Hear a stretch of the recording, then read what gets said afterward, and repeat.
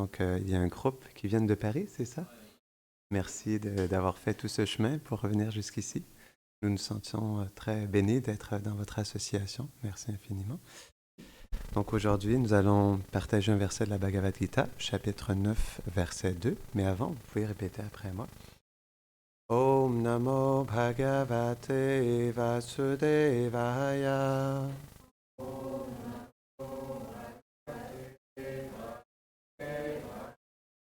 Om Namo Bhagavate Vasudevaya.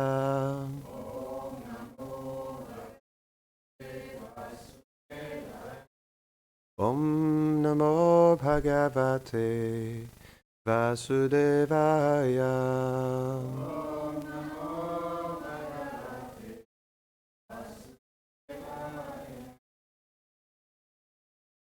Chapitre 9, verset 2.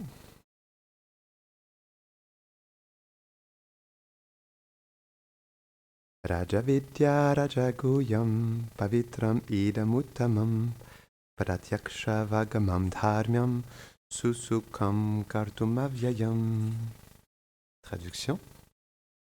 Cette connaissance est la reine de toute connaissance et le monarque des sujets confidentiels. Elle est extrêmement pure et comme elle révèle directement la nature de l'âme, elle représente la perfection de la religion. Elle est d'application joyeuse et accorde des résultats transcendantaux et impérissables. Commentaire. Il existe beaucoup de savoirs qui sont enseignés par différents sages. Certains traitent de l'action intéressée et sont teintés de passion. D'autres enseignent une connaissance partielle de l'âme et sont situés dans la vertu.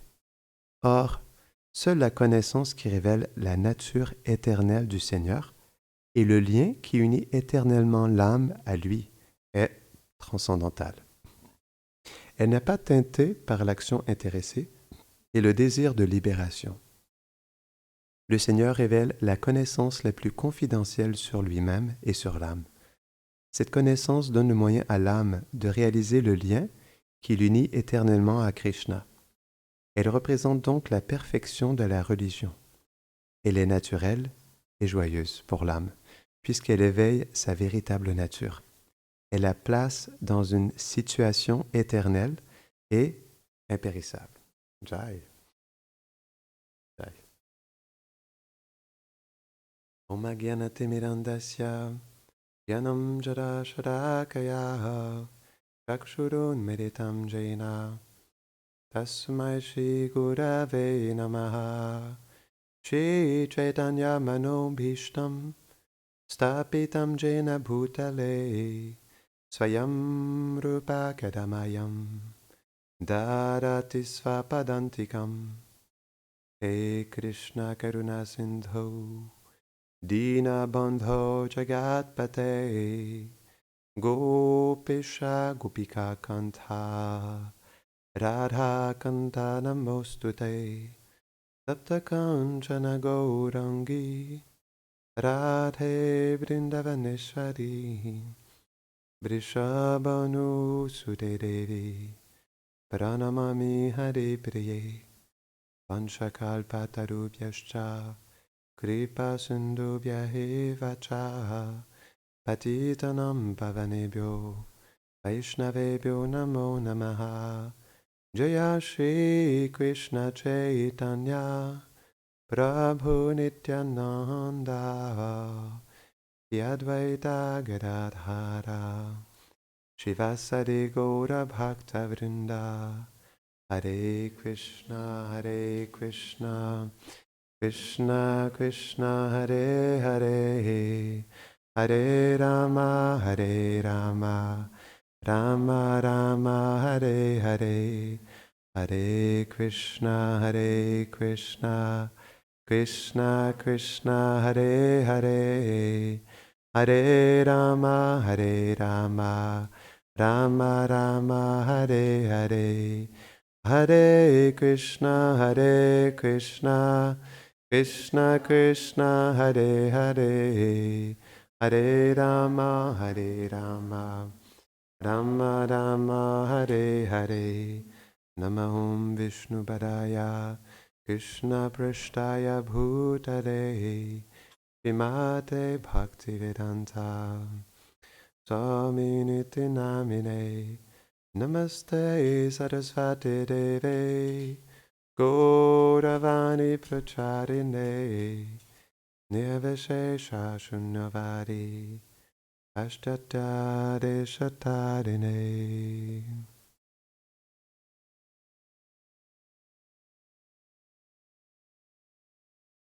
Donc aujourd'hui, j'aimerais vous parler de la réflexion.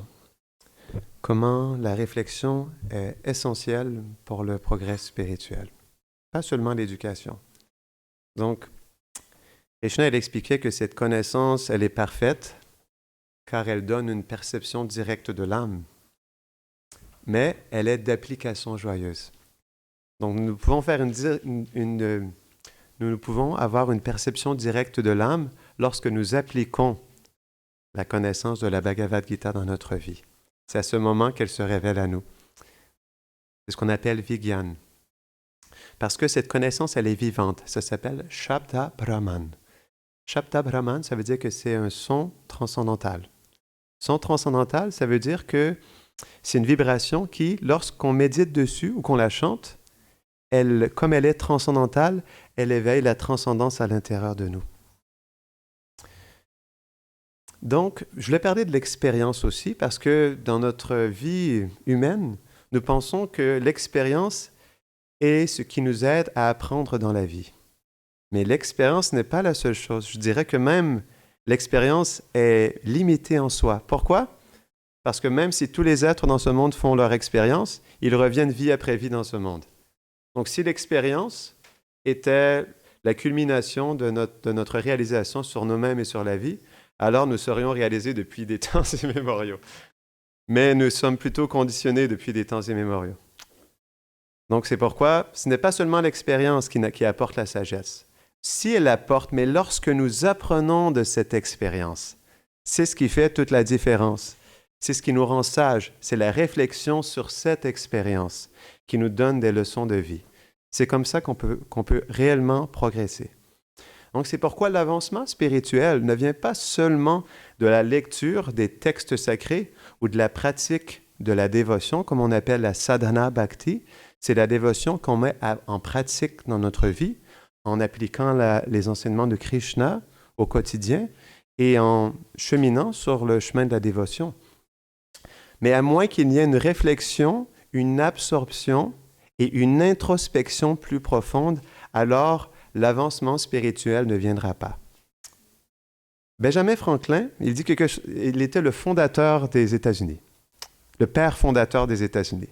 Il était végétarien aussi, intéressant. Et donc, il dit que la plupart des gens meurent à 25 ans, mais qu'ils ne sont enterrés qu'à 75 ans.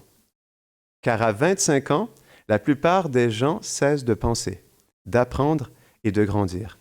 Par conséquent, ils cessent d'explorer et de découvrir. C'est très intéressant. C'est la même chose dans la vie spirituelle. On va commencer par notre vie humaine. On voit que de 0 à 25 ans, on est pour la plupart du temps dans les études. Naturellement, comme on est dans cette disposition à étudier, on apprend des choses et on a cette avidité à découvrir, à apprendre des nouvelles choses, à voyager. Mais en règle générale, lorsqu'on passe le cap de 25 ans, lorsqu'on se marie, qu'on s'établit, qu'on a des enfants, tout change. Et on embarque dans une nouvelle dynamique où on prend des habitudes de vie, on s'enracine, mais parfois d'une manière défavorable pour notre éveil spirituel. Et ça commence. Et pour les 50 prochaines années. Et malheureusement, on arrête d'apprendre parce que le faux ego nous pousse à croire qu'on a étudié pendant 8 ans à l'université, on a eu peut-être un doctorat, et donc maintenant, j'ai plus besoin d'apprendre. J'ai mon travail, j'ai mon emploi, j'ai un bon salaire, tout va bien dans ma vie, je suis installé. Mais malheureusement, en réalité, la dynamique spirituelle, c'est que c'est toujours en expansion. C'est toujours en éveil et c'est toujours en montée, en réalité. Donc, c'est pourquoi on ne peut jamais dire à aucun instant que nous avons cessé d'apprendre ou que nous sommes bien installés dans notre position. Car ça c'est la dynamique mondaine matérielle. Et ça nous coupe de notre avancement spirituel. Donc, c'est pourquoi, si on veut réellement progresser, on doit être dans cette introspection spirituelle à chaque instant. Il y a une théorie. Est-ce que vous avez déjà entendu parler de la théorie de l'ennui? Il y a une théorie à l'ennui. Je n'avais jamais entendu ça jusqu'à ce matin. Donc, il y a une théorie, la théorie de l'ennui. C'est expliqué qu'il y a 100 ans, les gens, comme parfois ils n'avaient pas beaucoup de choses à faire parce qu'il y a 100 ans, il n'y avait pas de smartphone, il n'y avait pas d'Internet, il n'y avait pas de film, il n'y avait même pas de livres. Les gens n'avaient même pas d'argent pour se payer un livre. Donc, il n'y avait rien. Donc, qu'est-ce que les gens faisaient quand il n'y avait rien? Ils s'ennuyaient, mais c'était positif. Pourquoi? Parce que lorsque les gens s'ennuyaient, comme ils n'avaient rien à faire, ils avaient un espace dans leur mental pour réfléchir sur la vie, pour réfléchir sur eux-mêmes. Et à travers ça, il y avait une introspection et une réflexion qui les poussait à aller plus loin dans leur vie. Mais qu'est-ce qui se passe aujourd'hui? Est-ce qu'on s'ennuie aujourd'hui? Est-ce qu'on peut dire qu'on s'ennuie? Pourquoi? Certains disent oui, certains disent non. Pourquoi certains disent oui? OK, quand on est enfant. Ouais. Ah, on s'ennuie quand on est enfant, mais on retrouve autre chose. C'est ça? C'est ça le problème. Donc, on s'ennuie, mais on trouve autre chose immédiatement. Et ça, c'est un problème. Ce qui se passe aujourd'hui, c'est lorsqu'on s'ennuie, on a tellement de choses à notre disposition facilement. On peut appeler ça Facebook, Instagram, Twitter, etc., Telegram. On a une satisfaction sensorielle immédiate, qui est une arme de distraction massive pour notre réflexion spirituelle. Donc ça, c'est un problème. Donc, on ne peut plus réfléchir avec ces stimuli sensoriels constants, ces bombardements sur notre conscience. Et à cause de ça, il n'y a plus d'espace pour réfléchir. Et ça, c'est un gros problème dans la société. Donc, c'est pourquoi il y a 100 ans, même si les gens n'avaient pas Internet, n'avaient pas la télévision, n'avaient pas les films et les documentaires, ils apprenaient beaucoup plus qu'aujourd'hui en réalité. C'est très intéressant. Problème aujourd'hui, dans le monde dans lequel nous vivons, nous avons sacrifié la créativité pour l'efficacité. Et ça, c'est un autre problème. Parce que nous sommes dans une société où nous ne voulons pas nous ennuyer. Pourquoi? Parce que dans l'ennui, il y a la réflexion. Et ça, c'est un problème pour l'âme conditionnée qui veut rester endormie. S'il n'y a pas de temps, il n'y a pas de réflexion et il n'y a pas d'introspection sur qui je suis dans tout ça. Qui je suis réellement? Quel est le but de ma vie? Et qu'est-ce que je suis supposé faire au quotidien pour m'éveiller spirituellement? Donc, c'est pourquoi il y a un sérieux problème. Donc, cette réflexion, elle est importante. Premièrement, je vais faire ce point. Sans introspection et réflexion spirituelle, il ne peut pas y avoir d'avancement spirituel. Donc, on parlait justement, à partir de 25 ans, on commence à s'installer dans nos habitudes. Eh bien, c'est la même chose dans la vie spirituelle. Après un certain moment donné, comme nous sommes habitués à notre pratique spirituelle au quotidien, nous devenons habitués et installés. Et à cause de ça, on devient stagné. On stagne comme une boue où on ne peut plus sortir. Et ça, c'est un problème. Ça vient justement de cet ennui qui fait en sorte que même dans la vie spirituelle, parfois même dans le service, on peut être engagé toute la journée dans le service, mais pour oublier notre vérité aussi. C'est possible. On s'engage parce qu'on a besoin d'engager nos sens, mais elle est où notre méditation dans tout ça? Elle est où notre introspection? Parce qu'on peut faire des milliers d'heures de service toute notre vie, mais si on ne réfléchit pas sur notre vérité, comment est-ce que nous allons réellement progresser? Ce n'est pas possible. Donc, tout ce que nous faisons doit être accompagné de cette réflexion, de cette méditation. Sans ça, nous ne pourrons pas progresser. Donc, c'est pourquoi l'éducation ou le fait de faire de plus en plus n'est pas une finalité en soi. Ce n'est pas ça qui va nous donner pleinement l'éveil spirituel. C'est quelque chose de favorable et c'est nécessaire. Mais si cette éducation, si par exemple nous pouvons lire la Bhagavad Gita 10 fois, où nous pouvons servir dans un temple toute notre vie, mais si nous ne disposons pas intérieurement à cette réflexion profonde, alors nous ne pourrons pas réellement progresser. Parce que même dans l'habitude spirituelle, nous pouvons rester dans une stagnation aussi. Et ça, c'est un problème. Donc, c'est pourquoi nous devons obligatoirement, nous devons obligatoirement et essentiellement réfléchir sur ce que nous faisons au quotidien. C'est vraiment important. Et pour bien comprendre cela, je vais vous partager une histoire. Pratiquement tout le monde ici connaît Dhritarashtra. Non?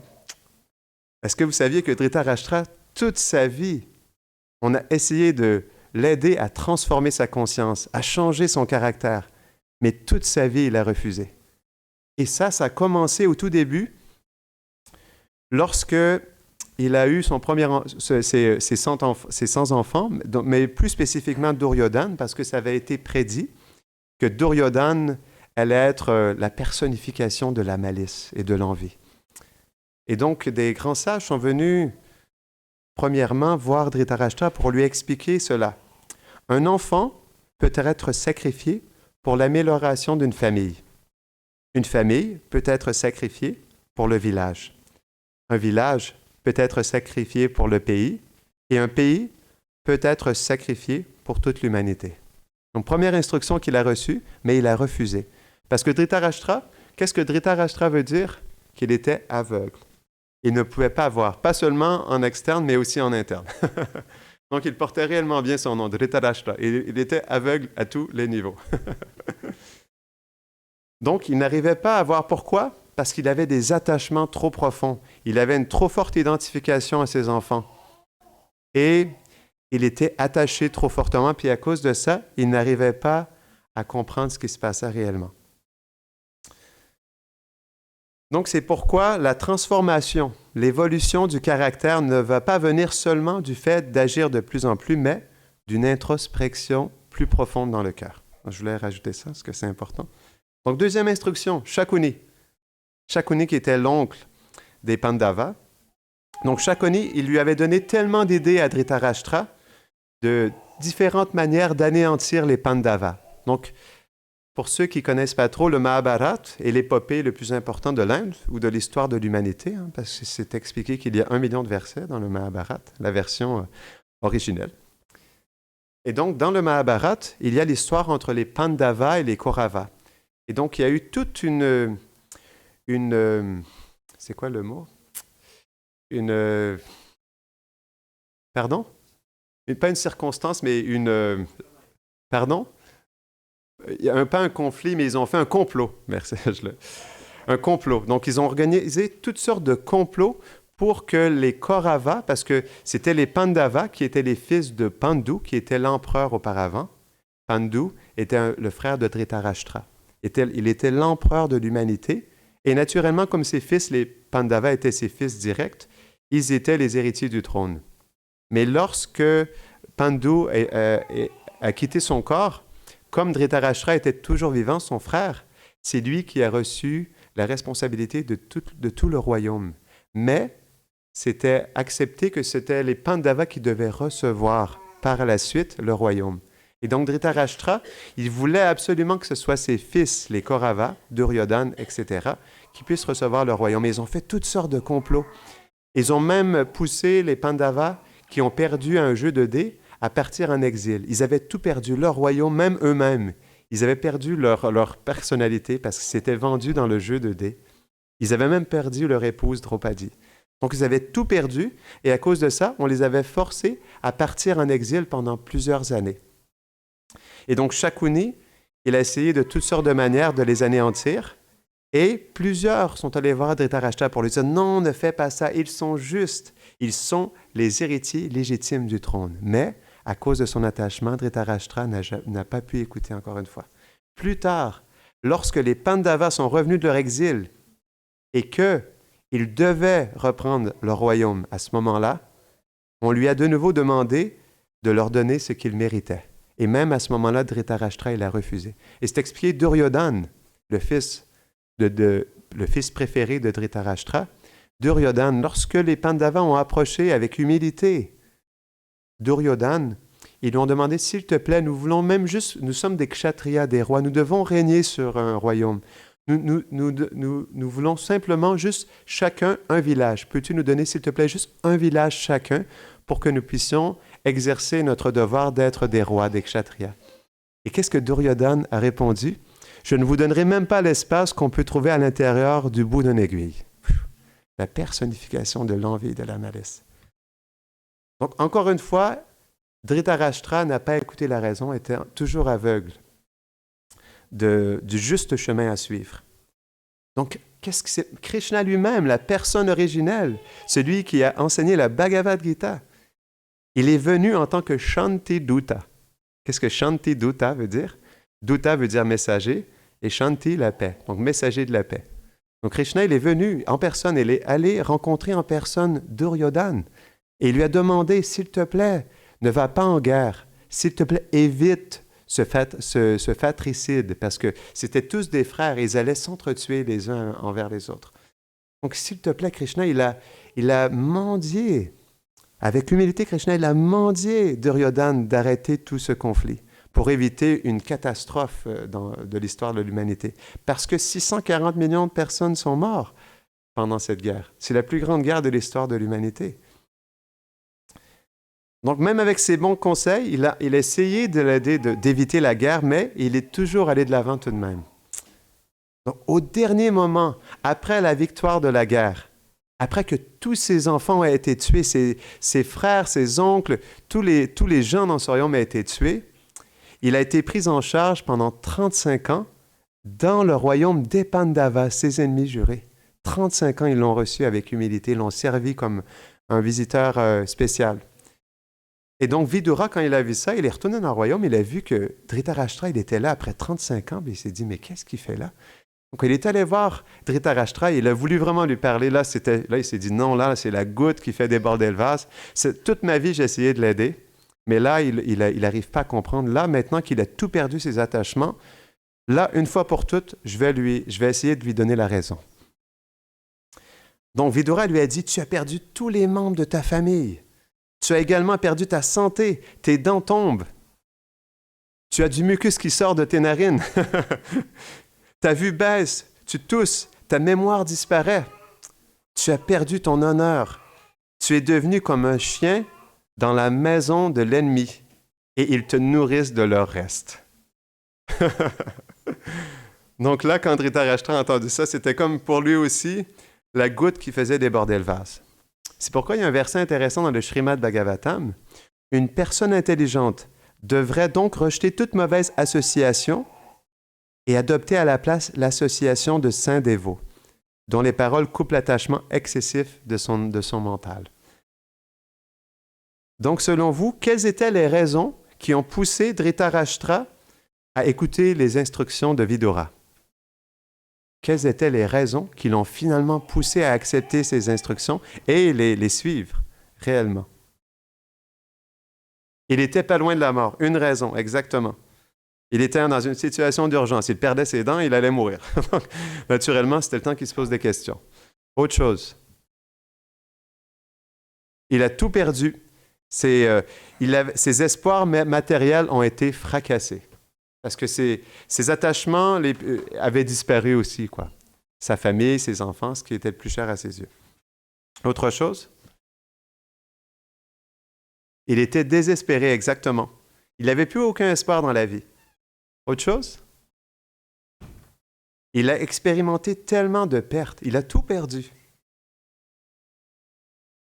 Il avait moins de désignation aussi parce qu'il n'avait plus ses enfants, il n'était plus un roi, il était comme un chien dans la maison de ses ennemis. Donc imaginez-vous, il n'avait plus aucune désignation, il avait tout perdu, même son titre de roi, il n'avait plus rien.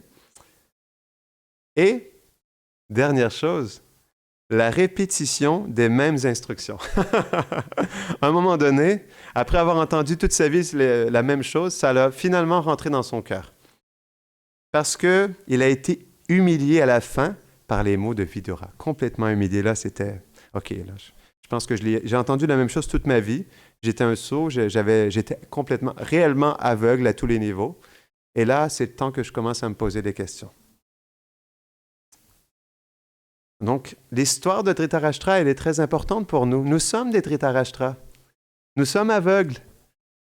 Nous sommes détachés de notre vérité. Puis, à cause de ça, nous ne voyons pas l'urgence de la situation.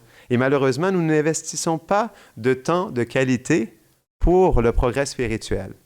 Et le progrès spirituel vient par quoi? Nous en avons discuté depuis le tout début. La réflexion et il y a 3 choses que nous avons dit. L'expérience, oui, c'est une chose, mais trois choses spécifiques. La réflexion, oui, oui. L'introspection et pardon? L'ennui, c'est une chose, mais l'ennui, elle nous pousse à avoir une réflexion. Donc, la réflexion, l'introspection et l'absorption. Ces 3 choses sont essentielles pour le progrès spirituel. Donc, c'est pourquoi, lorsque Srila Prabhupada, il a écrit un très beau poème lorsqu'il était à Vrindavan, et il commençait à perdre, il avait tout perdu, en réalité, et il a énoncé cette belle prière. Il dit « Krishna m'a montré la forme nue de cette nature matérielle. Maintenant, tout est devenu insipide à cause de sa miséricorde. Qui est-ce que j'aime dans ce samsara, dans ce monde matériel? Qu'est-ce que j'aime réellement? » Donc, il se posait cette question. Parce qu'il avait tout perdu. C'est pourquoi, justement, Krishna, par miséricorde envers ses dévots, il les aide parfois, lorsque c'est nécessaire, à enlever des choses dans leur vie qui sont des obstacles à leur éveil spirituel. Tout comme Dhritarashtra. En réalité, Dhritarashtra, il a tout perdu, mais à la fin, il a tout gagné. Même s'il a tout perdu. Donc, gagner, c'est perdre. Ah non, perdre, c'est gagner dans la voie spirituelle. Donc, c'est pourquoi c'est cette réflexion profonde qui va nous aider à tirer des leçons de vie, mais à un niveau plus profond, pas seulement l'expérience. Et ça, c'est quelque chose qui est extrêmement important. Pourquoi? Parce que notre expérience, elle est basée sur notre niveau de conscience. Et notre niveau de conscience, s'il n'est pas très élevé, s'il est plus au niveau du faux ego, du mental et de l'intelligence, alors nous ne pourrons pas réellement percevoir les leçons de vie que Krishna vient nous donner dans notre vie au quotidien. Donc, c'est pourquoi nous avons besoin de Guru, Sadhu et Shastra. Guru, le maître spirituel authentique, qui, par sa conscience ou sa dévotion plus mature, peut nous guider dans notre chemin spirituel. Sadhu, les personnes saintes, comme par exemple Vidura, qui était là pour éclairer la vie de Dhritarashtra, et Shastra, les textes sacrés qui nous révèlent la réelle ou les réelles perspectives de la vie, comme par exemple la Bhagavad Gita. Donc, c'est pourquoi nous avons besoin de nous ennuyer.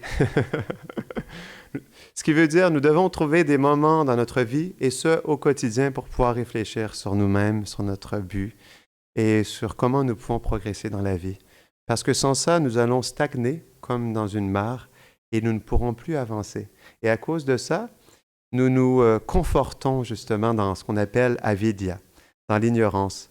Et dans l'ignorance, on appelle ignorance is bliss. Dans l'ignorance, comme nous n'expérimentons rien d'autre, nous trouvons une satisfaction dans cette ignorance. Et ça, c'est le plus grand piège. Nous trouvons une satisfaction dans cette ignorance.